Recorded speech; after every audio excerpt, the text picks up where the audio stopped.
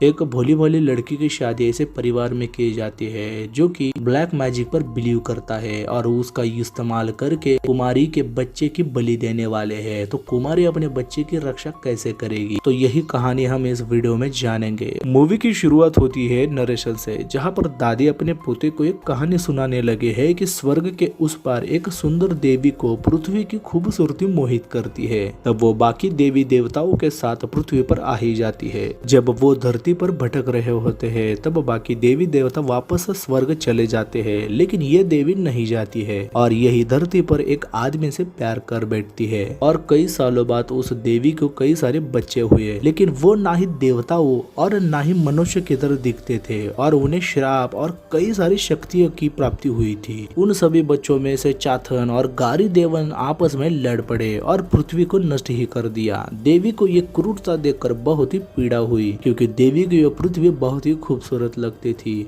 उसने उन दोनों को श्राप देते हुए चाथन को पहाड़ों पर और गारी देवन को पाताल में फेंक कर देवी वापस चली गई। अब कई साल बीतने पर मनुष्य को इन शापित शक्तियों का पता लगा। तब उन्होंने उनकी पूजा करना शुरू कर दिया, यह जानते हुए कि वो बहुत ही शक्तिशाली है और उन्हें श्राप भी मिला हुआ है। लेकिन मनुष्य ये नहीं समझ पाए कि अब बड़ी तबाही की शुरुआत होने लगी थी। कहानी एक गाँव कांजरीगट्टू में शिफ्ट हो जाती है, जहाँ रूढ़िवादी जमींदार थुप्पन लोअर कास्ट लोगों को बड़ी ही क्रूरता से ट्रीट करता है। थुप्पन एक बहुत ही क्रूर लॉर्ड है। दरअसल थुप्पन का परिवार कई सालों से इस गांव पर अपनी हुकूमत करता है और उसे अब तक बरकरार रखा हुआ है और उनके ही परिवार के हर जनरेशन में एक लॉर्ड बन जाता है और वही लॉर्ड इस गांव पर अपना रूल करता है। दूसरी तरफ यलईमाला के पहाड़ों के जंगल से चौक्कन नाम के एक लड़के को हम देखते हैं। दरअसल चौक्कन एक अनाथ लड़का है और वो जंगल में ही रहता है, क्योंकि वो ट्राइबल एरिया है और जंगल के जो आदिवासी है वो इस गांव में नहीं आ सकते। लेकिन चौक्कन बहुत ही शरारती बच्चा होता है। वो बिना किसी को बताए जंगल से होते हुए कई बार इस गांव में दाखिल हो जाता है,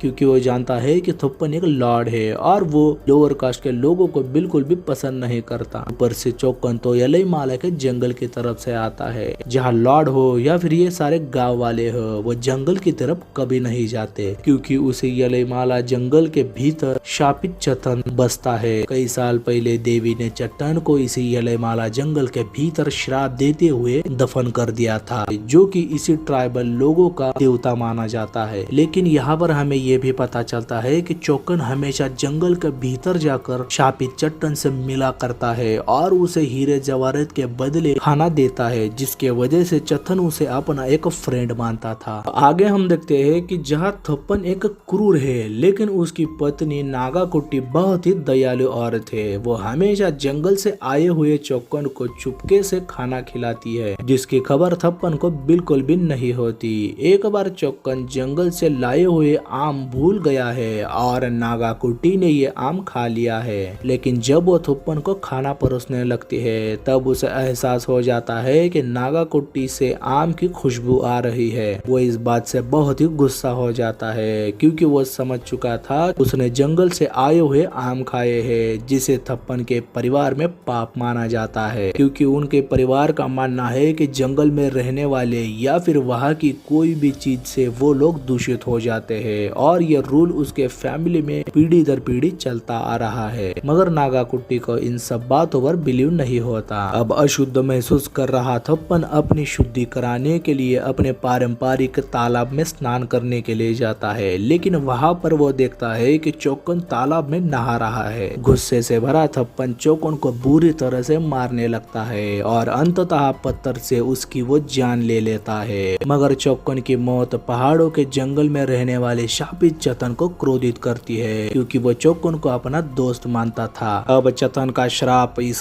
गांव पर और थप्पन के परिवार पर पत्थरों की बारिश करवाने लगता है और जिसके वजह से उन सभी लोगों लोगों पर बहुत सारी चोटें हो जाती है। सारे गांव के लोगों के शरीर पर कई सारे जख्म के निशान पड़ जाते हैं, जिसके वजह से उनकी मौतें होती है। यह देखकर थप्पन गांव की देवी से प्रार्थना करने लगता है, मगर चथन के क्रोध को देवी भी नहीं रोक पाती। तब वो कई ज्योतिषों से मिलकर इसका हल निकालने लगता है, पर वो कोई भी फर्क नहीं पड़ता और आखिर में वो स्वर्ग की देवी के पाताल में से फंसे दूसरे बच्चे यानी गारी देवन को अपना खून चढ़ाकर उसे फिर से जिंदा करता है और यहाँ से राक्षसों, देवताओं और मंत्रों से भरा नया खेल शुरू हो जाता है। अब आगे की कहानी में हम कुमारी को देखते हैं, जो कि एक गांव में अपने अंकल और भाई जयन पाला के साथ रहती है। अंकल जयन से बिना बताए कुमारी के लिए रिश्ता लाते हैं, तो जयन अंकल पर बहुत ही गुस्सा हो जाता है, मगर कुमारी के समझाने पर जयन अपना गुस्सा शांत करके बताता है कि अंकल ने जिस ध्रुवन का रिश्ता लाया है वो दिमाग से कमजोर है और उसका परिवार एक शापित परिवार है। असल में जयन जिस परिवार की बात कर रहा है वह थुप्पन के परिवार वंशज थे और ध्रुवन उसी वंशज की 12वीं जनरेशन है। ये जानकर कुमारी अपने भाई को समझाती है कि अंकल ने हमें पाला है और हम उनके खिलाफ नहीं जा सकते, और वो शादी करने के लिए भी तैयार हो जाती है। अब आगे हम देखते हैं कि कुमारी से शादी करने के लिए ध्रुवन अपने अंकल वेल्याचन और भाई अच्युतन के साथ आता है।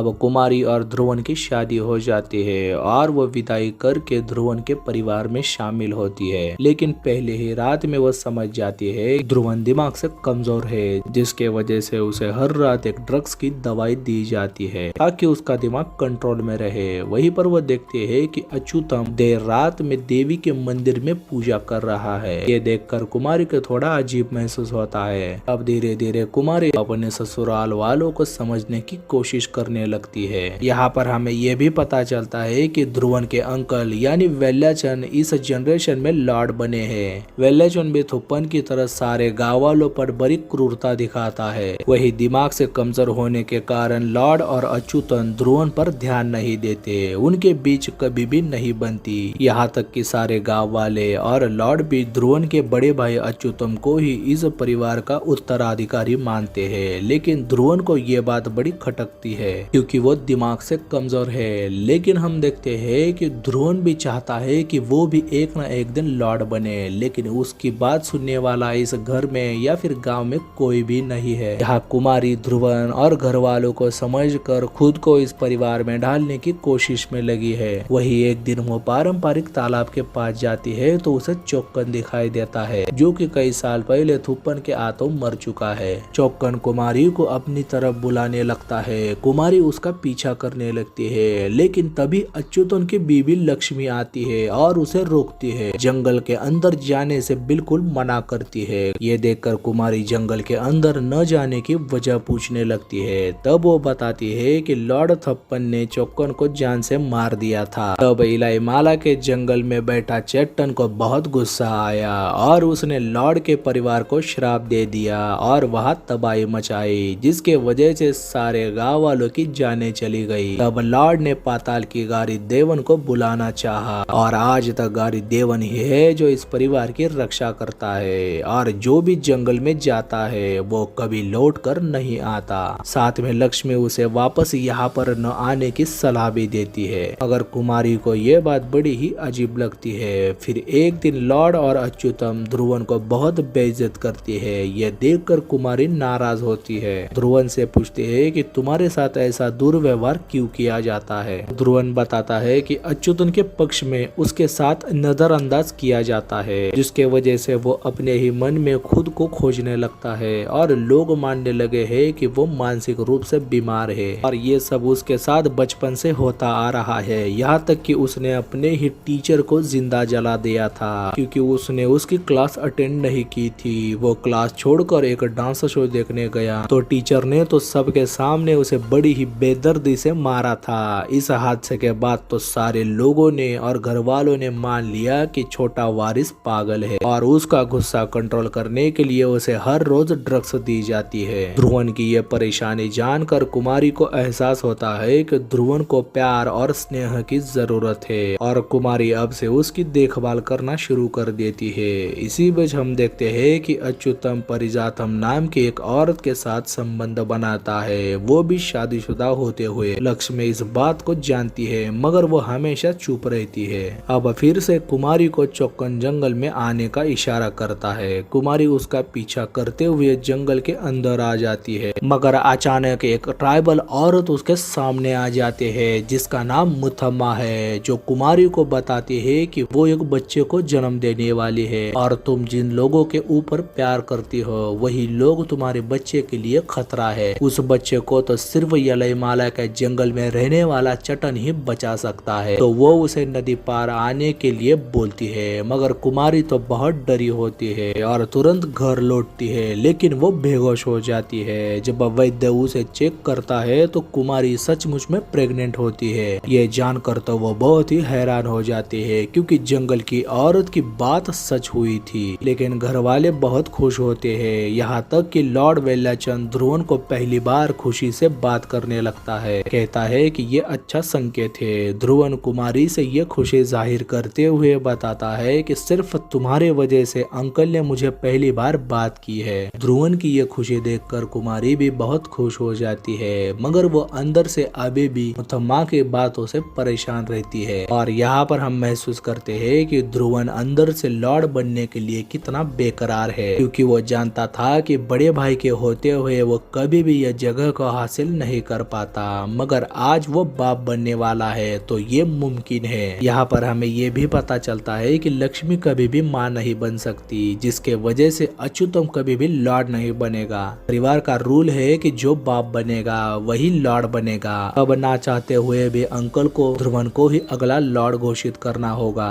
यही वजह है कि अच्युतम दूसरी औरत के साथ संबंध बनाने जाता है, क्योंकि वो भी जान चुका था कि लक्ष्मी माँ नहीं बन सकती और वो ना ही बाप बनेगा। अब ध्रुवन के बाप बनने के वजह से वो बहुत ही निराश हो जाता है, क्योंकि अब उसके लॉर्ड बनने के रास्ते में ध्रुवन कांटा बन चुका है। दूसरी तरफ कुमारी अभी भी खुश नहीं होती। रात को उसके सपने में नागा कुट्टी आती है जो कि खून से भरे बच्चे को गोद में लिए है। ये देखकर तो कुमारी डर से उठ जाती है, लेकिन वो देखते हैं कि ध्रुवन कमरे में नहीं है। वो उसे ढूंढते हुए दूसरे कमरे की तरफ जाती है तो वो देखती है कि ध्रुवन बड़ी ही क्रूरता से खुद की उंगलियों को काट रहा है। ये देखकर वो चिल्लाते हुए रोने लगती है। उसे पहली बार ध्रुवन के पागलपन का एहसास हो जाता है। वही अगली सुबह अच्युतम लॉर्ड को कहता है कि इसका पागलपन अभी भी खत्म नहीं हुआ और ये लॉर्ड बनने के सपने देख रहा है। जब तक मैं हूँ ये कभी नहीं होगा। ये सुनकर ध्रुवन को बहुत गुस्सा आता है और वो पहली बार अपने भाई अच्युतम पर गुस्सा जाहिर करता है। ध्रुवन का ये बदला रूप देखकर अंकल उसे लॉर्ड बना देते हैं, लेकिन अच्युतम इस बात से बहुत ही गुस्सा हो जाता है। पर अंकल के आगे वो कुछ भी नहीं कर सकता और वो परिजातम के पास चला जाता है। परिजातम उसे उकसाते हुए बताती है कि अगर ध्रुवन को लॉर्ड बनने से रोकना है तो उसे जंगल के चट्टन से मदद लेनी होगी, क्योंकि चतन के श्राप से लॉर्ड के परिवार को कोई भी नहीं बचा सकता। अच्युतम उसकी बात सुनकर सोचने लगता है। यहाँ लक्ष्मी कुमारी के सामने एक बहुत बड़ा सच बताती है कि वो भी माँ बन सकती है, मगर उसने जानबूझकर बच्चा पैदा नहीं किया, क्योंकि 12 जनरेशन पहले थुप्पन ने गारी देवन को वापस बुलाया था। उसके बाद नागा कुट्टी के विरोध के बावजूद उसने गारी देवन को खुश करने के लिए अपने ही बेटे की बलि दी थी। ये देखकर नागा कुट्टी बर्दाश्त नहीं कर सकी और उसने कुल देवी के मंदिर में ही खुदकुशी की। लेकिन थप्पन के बेटे को बलिदान और गारी देवन द्वारा इस परिवार की सुरक्षा केवल 12 पीढ़ियों तक ही थी और वो आगे 12 पीढ़ी की सुरक्षा के लिए कुमारी के बेटे की बलि देनी होगी। और यही कारण है कि ध्रुवन वेलाचंद ने ये सारा ढोंग रचा है। वेलाचंद ने ध्रुवन को काला जादू की पढ़ाई करवाई है और लॉर्ड बनवाया, क्योंकि अच्युतन बाप नहीं बन सकता। अब लक्ष्मी की बातें जानकर कुमारी को बहुत बड़ा शौक लगता है। उसे बिल्कुल भी यकीन नहीं हो पाता कि ध्रुवन ये सब कर सकता है, क्योंकि वो तो दिमाग से कमजोर था। वो लक्ष्मी से कहते हैं कि ध्रुवन ऐसा कभी नहीं करेगा, वो जानती है। मगर लक्ष्मी आगे बताती है कि ध्रुवन और वेलाचंद बहुत ही क्रूर आदमी है। वो लोग अपनी शक्ति और परिवार को आगे बनाए रखने के लिए किसी भी हद तक जा सकते हैं। और साथ में वो ये भी बताती है कि थप्पन अपने पापों के लिए पिछली 12 पीढ़ी से जीवित है और अपनी मौत का इंतजार करते हुए सड़ रहा है। कुमारी उसके पास जाकर जब उसे देखती है तो वो बहुत ही डर जाती है और वो समझ जाती है है कि अब वो बुरी तरह से फंस चुकी है। तभी वेल्याचन लक्ष्मी को देख लेता है कि उसने कुमारी को सारी सच्चाई दिखा दी है। वो इस बात से बौखलाकर अगली सुबह लक्ष्मी को कुएं में ढकेलकर जान से मार देता है। कुमारी लक्ष्मी की मौत देखकर समझ जाती है कि ध्रुवन और वेल्याचन ने ही ये सब किया है, मगर वो उन दोनों के खिलाफ कुछ भी नहीं कर पाती।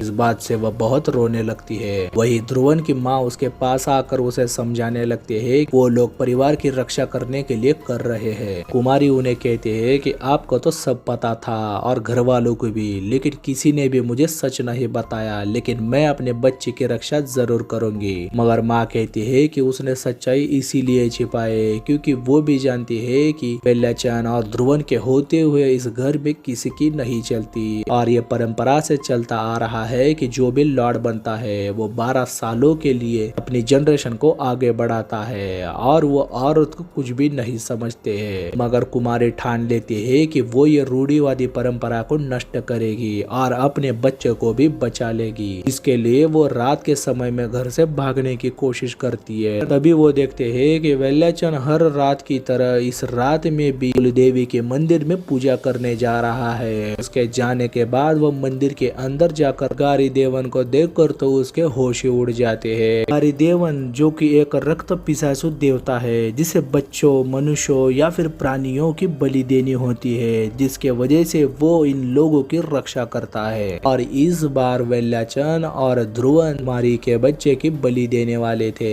तभी कुमारी को मुथम्मा की याद आती है। तब वो वहाँ से निकलकर नदी पार करके मुथम्मा के पास आती है। कुमारी मुथम्मा से कहती है कि कुछ भी करके उसे उसके बच्चे को बचाना है। वो कहती है कि वो तो कुछ भी नहीं कर सकती, मगर वो उसे चट्टान के पास लेकर जाएगी जो कि उसकी मदद करेगा, लेकिन एक बार उसे बुलाया तो पीछे नहीं हट सकते। तब कुमारी उसकी बात मान लेती है। तब वो उसे मंत्र पढ़ने को कहती है। वो दोनों मंत्रों का जाप करते हुए चट्टान के गुफा के पास आ जाते हैं और पहली बार हम डरावने चट्टान को देखते हैं। वो कुमारी के पास आकर उसके पेट में हाथ रखता है और उसे एक चीज देकर वापस चला जाता है। डरी हुई कुमारी को संभालते हुए मुथम्मा उसे बता देते हैं कि चट्टान ने तुम्हारे पेट पर हाथ रखा है, इसका मतलब है कि वो तुम्हारे बच्चे की रक्षा करने के लिए तैयार है और उसने जो चीज तुम्हें दी है उस चीज को तुम्हें तुम्हारे घर के आसपास दफनाने को बोला है। अब कुमारी मुथम्मा की बात मानती है और अपने घर के नजदीक दफना देती है और फिर से 12 पीढ़ी पहले जैसे मौत का सिलसिला शुरू हो चुका था वैसा ही होने लगता है। सारे गांव वाले परेशान होकर लॉर्ड से मदद मांगने आते हैं। तब लॉर्ड सबको बताता है कि आज के बाद ध्रुवन ही तुम्हारा लॉर्ड है और वही तुम्हारी रक्षा करेगा। तब सारे गांव वाले ध्रुवन के पैरों में गिरकर उससे रक्षा की मांग करते हैं। लॉर्ड बनने के बाद ध्रुवन सबको वादा करता है कि वो उनकी रक्षा करेगा, लेकिन दूसरी तरफ अच्युतन परिजातम के बातों में आकर चतन के पास आता है, लेकिन चतन उसे जान से मार देता है क्योंकि अच्युतम खुद लॉर्ड के परिवार से था और गारी देवन उनकी रक्षा करता था। अब यहाँ घर में ध्रुवन और वेल्याचन काला जादू का प्रयोग करने लगते हैं, लेकिन वहाँ एक सांप आकर वेल्याचन को ढसता है और वो वहीं पर मर जाता है। दरअसल ये सांप चतन ने ही भेजा होता है और वो एक एक करके इस पूरे परिवार को खत्म करने लगा है। यहाँ गांव में भी पत्थरों की बारिश होती है और सारा गांव आग की लपटों में जलने लगता है। ये सब देखकर ध्रुवन को समझ आता है कि चट्टान जिंदा हो चुका है और उसकी इसी गांव से कोई मदद कर रहा है कि वो जानता है कि ये सिर्फ चट्टान ही कर सकता है। उसका शक एक गांव के आदमी पर जाता है जो कि लॉर्ड का विरोध किया करता था। ध्रुवन उसे बहुत मारता है पर वो बताता है कि उसने चट्टान की मदद नहीं की। अगर उसे ये जानना है कि ये किसने किया तो उसे यलमाला के जंगल में जाकर चट्टान के भक्तों में से मुथम्मा को पूछना होगा। ये बात सुनकर ध्रुवन उसे छोड़ देता है, लेकिन उसे समझ नहीं आता कि उसे जंगल जाना चाहिए या नहीं। तब वो मौत से सड़ते हुए थप्पन के पास आकर बताता है कि वो यलमाला के जंगल जाना चाहता है सिर्फ अपने परिवार की रक्षा करने के लिए, मगर थप्पन उसे सलाह देता है कि वो जंगल ना जाए क्योंकि वो चट्टान को कभी नहीं हरा सकता। मगर ध्रुवन उसकी बात नहीं सुनता और अपने लोगों को लेकर मुथम्मा के कबीले पर हमला करके उन्हें मारने लगता है, मगर उनकी रक्षा करने के लिए चट्टान आ जाता है और ध्रुवन वहां से भाग जाता है और कुमारी के पास आकर उसे हैवान भरा अपना रूप दिखाकर उसे मारने लगता है, क्योंकि उसे मुथम्मा ने ऑलरेडी बता दिया है कि कुमारी ही है जिसने चतन को जगाया है। ध्रुवन गुस्से से कहता है कि तुम्हारे वजह से मेरा परिवार खत्म हो रहा है और मैं जान चुका हूँ कि तुमने ही चतन को बुलाया है, मगर जो भी हो मैं मेरे बच्चे की बलि देकर ही रहूंगा। मगर कुमारी उसका विरोध करते हुए अपने बच्चे की रक्षा करूंगी कहती है, क्योंकि वो जानती है कि ध्रुवन उसे कभी चोट नहीं पहुंचाएगा, क्योंकि ध्रुवन को तो उसका बच्चा चाहिए। अब ध्रुवन अपना गुस्सा शांत करता है और कुमारी की देखभाल करने लगता है। कुछ वक्त बीतने के बाद कुमारी से मिलने उसका भाई जयन आता है, लेकिन कुमारी की हालत और सच्चाई जानकर वह ध्रुवन को जान से मारने जाता है। उन दोनों के बीच में बहुत ही तगड़ी लड़ाई होती है, मगर ध्रुवन उसे जान से मार देता है। अपने भाई की मौत से कुमारी को बहुत दर्द पहुंचता है, मगर वह ध्रुवन को कुछ भी नहीं कर पाती। लेकिन हिम्मत न हारते हुए वो खुद से वादा करती है कि वो अपने बच्चे को जरूर बचाएगी। उसके पास कोई भी ऑप्शन नहीं होता, तो वो थप्पन के पास आती है और उसे ध्रुवन को रोकने के बारे में पूछने लगती है। वो बताता है कि उसके पापा से ही आज उसकी ये हालत हुई है। आज भी नागाकुट्टी की आत्मा इस घर में है और वही ये सब करवा रही है। दरअसल नागाकुट्टी है जो कुमारी का आने का इंतजार कर रही थी, क्योंकि उसने अपने बच्चे को खो दिया था और उसी ने ही कुमारी को चतन के पास लाया, क्योंकि चतन को कुमारी के बच्चे की बलि नहीं बल्कि नागाकुट्टी है जो चतन की मदद से थुप्पन से बदला लेना चाहती है, क्योंकि उसने एक माँ से एक बच्चे को छीन लिया था। फिर थुप्पन कुमारी को अपनी पारंपरिक कुल देवी के पास भेजता है, जिसे खुद उसी ने एक खंडर में उसे दफना दिया था और गारी देवन को बुलाया था। आगे उसे बताता है कि कुमारी को देवी से प्रार्थना करनी होगी, उसकी पूजा करनी होगी जो कि नागाकुट्टी किया करती थी। इसे गारी देवन के पास जाने के लिए नजरअंदाज कर दिया था। अब थुप्पन की ये सारी बातें जानकर कुमारी देवी की खोज करते हुए एक खंडर में आ जाती है और उसे देवी मिल जाती है। वो उसकी पूजा करती है और आखिरी में कुमारी को एक बच्चा हो जाता है और ध्रुवन गारी देवन को फिर से बुलाने के लिए थुप्पन की तरह ही प्रक्रिया करने के लिए मंत्रों का जाप करने लगता है। लेकिन कुमारी अपने बच्चे को लेकर भागने की कोशिश करती है, मगर ध्रुवन जबरदस्ती करके बच्चे को छीन कर गारी देवन को बलि देने के लिए प्रस्तुत करता है। गारी देवन पाताल से आकर कुमारी के बेटे की तरफ बढ़ने लगता है। तभी चतन अपना वादा निभाते हुए गारी देवन से लड़ने आता है, जिस लड़ाई को कई पीढ़ी पहले गारी देवन से शुरू हुई थी। आखिरकार चतन उसे लड़ाई खत्म करते हुए गारी देवन को जान से मारकर फिर से पाताल में ही दफन करता है। लेकिन ध्रुवन अभी भी अपने बेटे को मारने की कोशिश करता है। तभी घायल कुमारी नागाकुट्टी का खंजर लेकर ध्रुवन के छाती में घुसेड़कर उसे जान से मार देती है और अपने बच्चे को उससे बचाती है। जैसे ही चतन गारी देवन को खत्म करता है, थुप्पन भी अपने पापों से हमेशा के लिए मुक्त हो जाता है और गारी देवन के शापों से ये परिवार और गांव बच जाता है और चतन हमेशा के लिए जंगल में चला जाता है। अब कुछ साल बाद हम देखते हैं कि कुमारी ने परिवार को संभालते हुए गांव की देखभाल कर रही है। जो सारे लॉर्ड ने गांव वालों को परेशान करके उनके मेहनत का सारा माल अपने पास रखा था, कुमारी वो सारा माल गांव वालों को बांट देती है और यहाँ पर पता चलता है कि उसी का बेटा है जो शुरुआत में ध्रुवन की माँ उसे कहानी सुना रही थी, जो कि खुद कुमारी की कहानी होती है। वहीं पर हम देखते हैं कि कुमारी के बेटे को भी चौकन जंगल में खड़ा दिखाई देता है और वो भी उसके पास जाने की कोशिश करता है और ये कहानी यहीं पे खत्म हो जाती है। तो ये था कुमारी मूवी का एक्सप्लेनेशन। अगर आपने मूवी देखी है तो आपको कैसे लिखी हमें कमेंट में जरूर बताइए, और मेरा ये एक्सप्लेनेशन आपको अच्छा लगे तो प्लीज वीडियो को शेयर करिए, लाइक करिए और चैनल को सब्सक्राइब जरूर करिए, ताकि मैं आपके लिए और भी इस तरह की वीडियोस लाता रहूंगा। मैं मिलूंगा आपको अगले वीडियो में, तब तक के लिए गुड बाय।